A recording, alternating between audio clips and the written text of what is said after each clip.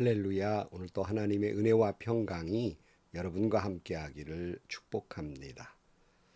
처음 유튜브 설교를 올릴까 생각하면서 그 타이틀 대문을 무엇이라고 걸으면 좋을까 기도하는 가운데에서 여러 가지 코로나로 인해서 힘들고 어려운 많은 분들에게 조금이라도 하나님의 말씀이 위로가 되었으면 하는 그런 마음으로 위로하는 교회라 하는 대문을 걸게 되었습니다.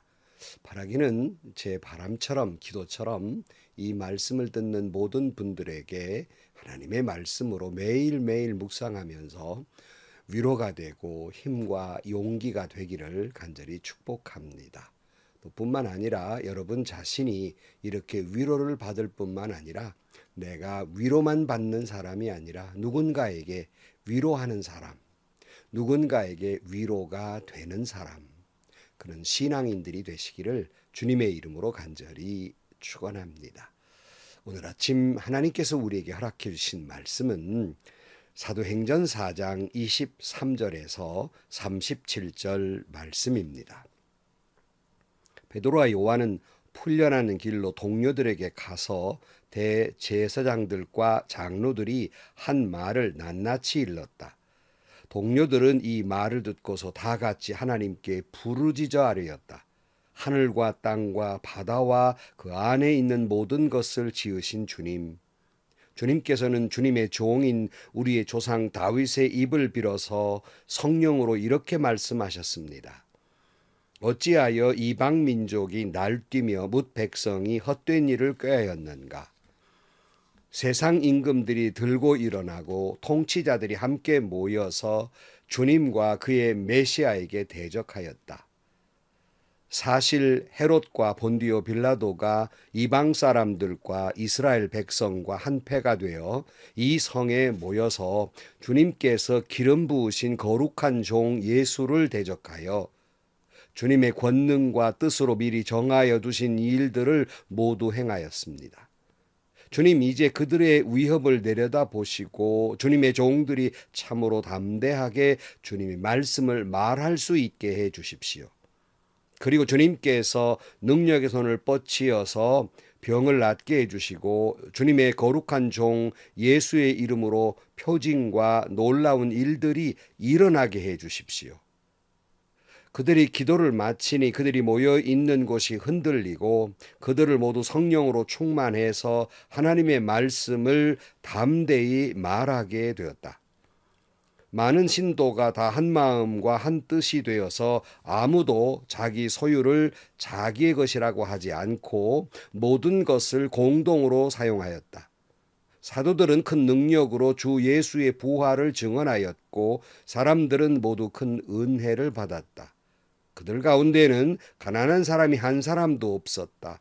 땅이나 집을 가진 사람들은 그것을 팔아서 그 판 돈을 가져다가 사도들의 발 앞에 놓았고 사도들은 각 사람에게 필요에 따라 나누어 주었다. 키프로스 태생으로 레위 사람이요 사도들에게서 바나바 곧 위로의 아들이라는 뜻의 별명을 받은 요셉이 자기가 가지고 있는 밭을 팔아서 그 돈을 가져다가 사도들의 발 앞에 놓았다. 아멘. 우리는 지금 사도행전을 묵상하고 있지요. 사도행전을 다른 말로 성령행전이라고 말하기도 하고 또 저는 교회행전이라고 이렇게 말하기도 합니다. 왜냐하면 예수님께서 제자들에게 예루살렘을 떠나지 말고 성령의 임재를 기다리라고 말씀하신 대로 저들이 이제 하나님 앞에 기도하며 성령의 임재를 기다릴 때 성령이 임하시게 되고 그러므로 말미암아서 성령의 임재로부터 교회는 시작되었다. 이렇게 우리는 보통 생각을 합니다. 그러니까 이제 성령 충만해서 교회가 시작이 됐는데 성령 충만한 베드로가 교회 역사상 첫 번째 설교, 바로 그것은 예수는 그리스도다 라는 말씀을 설교하게 됐고 또 예수 그리스도의 이름으로 나면서부터 걷지 못한 사람을 일으켜 세워주는 놀라운 역사가 일어나게 되고 많은 사람들이 이제 주님께로 돌아오게 됩니다. 사람들이 설교를 듣고 회개하며 우리가 어찌할꼬라고 하면서 돌아와 성령 충만해서 그 변화를 일으키게 됩니다. 많은 사람들을 주님께로 돌아오게 됐지요. 그러나 이것을 못마땅하게 보고 있었던 사람들이 있습니다. 바로 이 사람들이 당시의 종교 지도자들이었습니다. 예수님을 십자가에 못 박았던 바로 그들입니다. 그들이 또다시 예수가 십자가에 못 박아 죽은 다음에 또 베드로라고 하는 수제자가 또 그런 일을 한다는 생각에 다시 사내들인 공의회에 베드로를 불러다가 신문을 하게 됩니다. 그럼에도 불구하고 베드로는 담대하게 외칩니다. 당신들이 십자가에 달려 죽게 하신 그 예수가 부활하셨고 이 놀라운 일들은 바로 그 예수님의 이름으로 이 놀라운 일들이 일어나고 있으며 바로 그 예수는 메시아다. 이렇게 아주 당당하게 외치게 됩니다. 베드로가 이렇게 외치게 되니까 옆에 증거하는 걷지 못하던 사람도 옆에 있겠다. 사람들이 많이 믿으니까 어떻게 할 바를 몰라서 협박을 해서 돌려보냅니다. 다시는 예수의 이름으로 이런 일 하지도 말고 다시는 말도 하지 말아라. 이렇게 전도하지 말라는 거지요. 협박하면서 놓아보냈지만 베드로는 당당하게 내가 보고 들은 것, 내가 받은 은혜를, 내가 만난 예수를 나는 전하지 않을 수 없노라. 이렇게 외치면서 이제 핍박을 받고 돌아오게 됩니다. 돌아와서 교회의 교인들에게 되어진 일들을 낱낱이 보고하게 되는 것이 본문의 말씀입니다. 23절 말씀, 베드로와 요한은 풀려나는 길로 동료들에게로 가서 대제사장들과 장로들이 한 말을 낱낱이 일렀다. 그랬어요. 자, 사실은요, 초대교인으로선 난관에 부딪힌 게 된 거지요. 성령 충만해서 이들이 너무 기뻐서 예배하고 성경 공부하고 애찬을 나누고 사랑을 나누고 그냥 정말 천국 같은 그런 생활을 하고 있었는데 갑자기 그 베드로와 요한을 잡아다가 신문을 했으니 자칫 잘못하면 예수님을 십자가에 못 박았던 그 사람들이기 때문에 또 무슨 일이 일어나는지 모를 당황스러운 상황에 처하게 됩니다. 그러나 이들이 마그네를 받았는데 이런 여린 이들에게 이 어려움이 왔는데 그들의 첫 번째 반응은 무엇이었느냐 하는 것이에요. 그것은 24절 말씀, 동료들은 이 말을 듣고서 다 같이 하나님께 부르짖어 아뢰었다. 하늘과 땅과 바다와 그 안에 있는 모든 것을 지으신 주님, 그랬어요. 초대교회는 핍박과 어려움, 위기에 봉착했을 때 맨 먼저 그들에게 나타났던 성령 충만한 그들의 행동은 바로 기도하는 일이었어요. 여러분들이 보통 세상 사람들에게 이런 위기가 왔을 때 보통 어떻게 반응합니까? 어떤 공동체에 이런 위기가 오면 세상 사람들은 누구 때문에 이런 일이 일어났는가 하고 서로 따져 묻고 논쟁을 하고 이런 대책회의 저런 대책회의를 하느라고 분주해요. 그러나 교회는 바로 기도하는 것이었습니다. 교회를 리더하고 있는 목사님, 장로님 여러분, 교우 여러분, 교회는요, 회의하는 곳이 아니라 기도하는 것입니다. 무슨 당회나 재직회나 공동의회를 중심으로 해서 교회가 이끌어 가지는 것이 아니라 미숙한 공동체일수록 회의가 길어져요.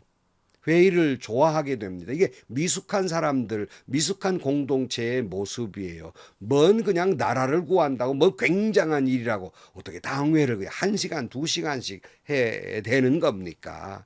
이건 정말 자기들의 미숙을 나타내는 모습입니다. 초등학교 수준의 신앙이란 말씀이에요. 그러면서 또 말은 그렇게 하죠. 우리가 몇 시간씩 회의하면서 교회를 위해서 우리가 희생하고 노력하는데 뭐 이렇게 말하는데 교회를 위한 것이 아니라 교회를 망치고 있는 거예요. 그 시간에 어떤 문제가 있으면 기도할 일이 아닙니까? 서로 따져 묻고 뭐 할 일이 아니라 기도할 일이 아닙니까? 내 생각이나 의견이 있을 수 있지요. 그러나 그것은 기도 이후에 할 일이에요. 먼저 하나님의 응답을 받고서 이야기해야 할 일이라는 말씀입니다. 제가 소속한 교단의 총회장님이 저희 교회에 와서 음식을 대접하려고 목사 총회장님 무슨 음식을 좋아하십니까? 회를 대접해 드리고 싶어서 회를 좋아하십니까? 그랬더니 그 총회장님이 제게 그러는 거예요. 뭐라고 그러냐면 그 회 중에 당회만 빼고 나는 다 좋아합니다.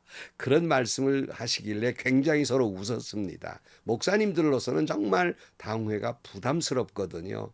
제가 정말 존경하는 제 모델이 되시는 이제 안경은 목사님도 참 신광교회가 참 좋은 교회인데도 불구하고 늘 당회를 가시려면 사모님에게 도살장으로 끌려가는 소심정이네. 그러시면서 당회에 참여했다고 합니다. 너무 교회를 당회 제일주의, 회의 제일주의로 경영해서는 안 됩니다. 기도하고 성령의 역사 중심으로 교회가 경영되어야 한다는 말씀입니다. 교회는 기도 중심이지 당회 중심이 아니에요. 재직회나 공동회 중심이 아닙니다. 회의체가 아니라고요. 기도하는 공동체지요. 근데 이게 전도가 되어버리고 말았어요. 기도보다는 회의 시간이 더 깁니다. 이게 얼마나 큰 문제예요. 초대교회는 위기가 닥쳤을 때 맨 먼저 한 반응은 바로 기도하는 일이었습니다. 하나님을 바라보는 일이었어요. 25절 주님께서는 주님의 종인 우리의 조상 다윗의 입을 빌어서 성령으로 이렇게 말씀하셨습니다. 어찌하여 이방 민족이 날뛰며 뭇 백성이 헛된 일을 꾀하였는가. 세상 임금들이 들고 일어나고 통치자들이 함께 모여서 주님과 그의 메시아에게 대적하였다. 사실 헤롯과 본디오 빌라도가 이방 사람들과 이스라엘 백성과 한패가 되어 이 성에 모여서 주님께서 기름 부으신 거룩한 종 예수를 대적하여 주님의 권능과 뜻으로 미리 정하여 주신 모든 일을 행하였습니다. 그랬어요. 이게 내용이 뭐냐면 초대교회 교인들이 위기를 만나니까 그들이 다윗의 기도를 인용하면서 기도하고 있는 거예요. 세상에 이방 민족이 일어나고 악한 군왕들이 일어나고 메시아를 대적하고 마치 자신들이 뭔가 자기 뜻대로 하는 것처럼 자기들이 승리하는 것처럼 그렇게 거들먹거려도 하나님은 결국 하나님이 예정하신 대로 하나님의 권능으로 하나님의 뜻을 이루어 가셨지 않습니까? 하는 그런 기도의 내용이에요. 여러분, 우리도 살다 보면 하나님을 대적하는 무리들이 힘과 권력으로 모여서 모사를 꾸미면서 순박한 교인들이 핍박을 당하고 주의 종들이 어려움을 당하고 또 이 때문에 또 그저 힘을 과시하고 마치 자기들이 지배하고 있고 자기 뜻대로 다 되고 있고 그렇게 되어 가는 것처럼 착각하고 있지만 사실은 하나님은 그들을 통해서 하나님의 뜻을 이루어 가시는 것입니다. 그들은 자기 뜻대로 하나님을 대적했지만 하나님은 벌받을 사람들이지만은 결국 하나님의 뜻을 이루는 벌받을 존재에 불과하다는 말씀입니다. 오늘 또 세상 속에서 교회가 핍박을 받고 교회 안에서조차 사탄이 역사해서 그들이 힘과 권력과 권모 술수를 벌이면서 마치 교회를 자기가 좌지우지하는 것처럼 어깨에 그저 잔뜩 힘이 들어가서 그렇게 야단하지만 그 벌받을 사람들을 통해서 하나님의 뜻이 이루어져 가고 있다는 거예요. 그러니 여러분, 힘들고 아프고 괴로워도 주님의 뜻을 이루소서 찬양하고 기도하면서 하나님의 역사하심을 기대하고 기다리시기를 주의 이름으로 축복합니다. 자, 이렇게 기도하던 초대교회의 기도의 내용을 보세요. 그들은 결코 이런 악한 사람들을 다 처단해 버려 주십시오, 이렇게 기도하지 않았습니다. 이 고난과 역경을 좀 치워달라고 기도하지 않았어요. 이들의 기도의 내용은 뭡니까? 이들이 이렇게 득세를 해도 하나님의 뜻을 이루어 가시는 거니까 믿음으로 이걸 잘 견디게 하시고 하나님의 뜻을 이루게 해달라고 기도한 거예요. 성령 충만한 사람은 이렇게 기도의 내용이 다릅니다. 1차원적 기도를 하지 않아요. 하나님의 뜻을 이루소서라는 기도가 먼저입니다. 29절 말씀, 주님 이제 그들의 위협을 내려다 보시고 주님의 종들이 참으로 담대하게 주님의 말씀을 말할 수 있게 해주십시오. 그리고 주님께서 능력의 손을 뻗치셔서 병을 낫게 해주시고 주님의 거룩한 종 예수의 이름으로 표징과 놀라운 일이 일어나게 해주십시오. 그랬어요. 초대교회는 이런 핍박 속에서도 그들을 치워달라 그러고 그들을 처단해달라는 게 아니라 그들이 그렇게 한다 할지라도 우리로 하여금 담대하게 말씀을 전하게 해달라고 그렇게 기도하고 있어요. 왜 그렇다고요? 성령 충만했기 때문에 그렇습니다. 그들은 그 성령의 역사의 말씀을 담대히 전할 뿐만 아니라 하나님의 능력으로 병든 자도 나았지요. 표적과 기사가 일어나게 해달라고 기도해서 놀랍게 응답이 되게 됩니다. 결코 이들은 병 낫는 것, 기적과 표적을 통해서 뭘 현상을 보려고 하는 것이 아니라, 그게 목적이 아니라 그런 놀라운 역사가 일어남으로 말미암아서 하나님은 천지 만물을 지으신 하나님이시며 하나님의 복음을 담대하게 전할 수 있도록 그 목적을 두고 병 낫는 일, 표적과 기사가 일어나게 해달라고 기도했던 것입니다. 결코 자기의 욕망이나 욕심을 위해서, 자기의 능력을 과시하기 위해서 이런 일이 일어나게 해달라고 기도했던 것이 아니라 하나님의 뜻을 이루기 위해서 하나님께 영광이 되도록 이런 일이 일어나게 해달라고 기도하게 된 것이에요. 자, 32절 말씀. 많은 신도가 다 한 마음과 한 뜻이 되어서 아무도 자기 소유를 자기 것이라고 하지 않고 모든 것을 공동으로 사용하였다. 사도들은 큰 능력으로 주 예수의 부활을 증언하였고 사람들은 모두 큰 은혜를 받았다 그랬어요.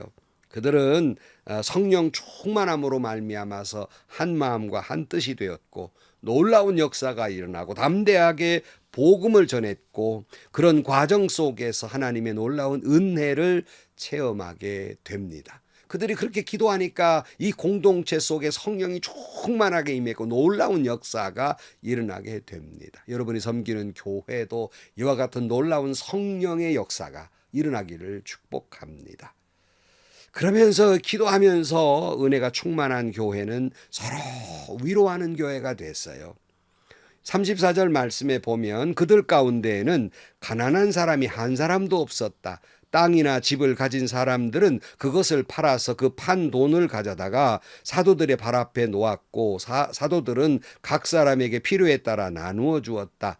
키프로트 태생으로 레위 사람이요 사도들에게서 바나바 곧 위로의 아들이라는 뜻의 별명을 받은 요셉이 자기가 가지고 있는 밭을 팔아서 그 돈을 가져다가 사도들의 발 앞에 놓았다 그랬어요.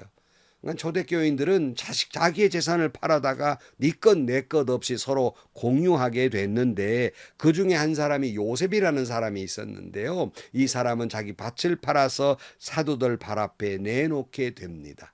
사도들이 그 요셉에게 별명을 붙여주었어요. 그것이 바나바라는 이름입니다. 그 이름의 뜻은 위로의 아들이라는 뜻이에요.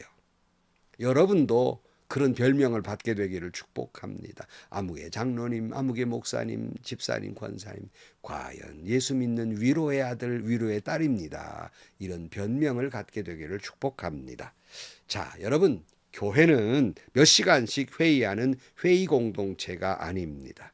회의 중심체가 아니에요. 교회는 기도 중심이고 성령 충만한 그런 공동체가 된다는 사실을 기억하면서 여러분의 교회가 그렇게 되기를 축복합니다. 그래서 성령 충만해서 말씀을 담대히 전하게 되고 표적과 기사가 일어나기를 축복합니다. 서로 그런 가운데 사랑해서 여러분의 교회에 바나바, 그러니까 위로의 아들이 되시기를 축복해요. 위로의 딸들이 되시기를 축복해요. 오늘날 많은 사람들이 교회에서 위로받기보다는 상처를 받게 되는 경우가 있어요. 얼마나 안타까운 일인지 모릅니다. 성도 여러분, 여러분 자신이 위로의 사람이 되고 위로의 아들이 되시고, 아니 나만 위로받는 것이 아니라 예수의 이름으로 다른 사람을 위로하는 사람, 위로의 아들들이 되시기를 주의 이름으로 축복합니다. 기도하시겠습니다. 하나님 아버지, 저희들도 성령 충만해서 이런 회의 저런 회의로 교회를 이끌어가는 것이 아니라 성령 충만한 기도로 말미암아 성령이 이끌어 가시는 교회 되게 하여 주옵소서. 말씀이 이끌어가는 교회가 되게 하시고 사랑이 이끌어가는 교회가 되게 하여 주옵소서. 우리 모두가 기도하면서 성령 충만해서 말씀을 담대히 전파할 수 있게 하여 주옵시고 우리 모두도 위로의 아들, 위로의 딸, 모두가 위로하는 사람들이 되게 하여 주옵소서. 예수님의 이름으로 기도하옵나이다. 아멘. 참으로 안타까운 것은 세상에 너무 상처가 많아서 교회가 위로를 좀 받아야지 하고 교회에 왔다가 교회에서 위로받기는커녕 더 큰 상처를 받고 교회를 떠나는 사람들의 모습을 볼 때 얼마나 마음이 안타까운지 모릅니다. 여러분, 우리 자신이 성령 충만해서 위로를 받으시고요. 세상에 상처받은 일들이 왔을 때 그들을 위로하는 그런 저와 여러분들이 되시기를 축복합니다. 그리고 여러분이 섬기는 교회는 회의체가 이끌어가는 교회가 아니라 사람이 이끌어가는 교회가 아니라 성령이 이끌어가는 교회 되기를 축복하고 이를 위해서 기도하시기를 축복합니다. 행복하시고요. 좋은 일이 가득한 하루가 되시기를 주님의 이름으로 간절히 축원합니다.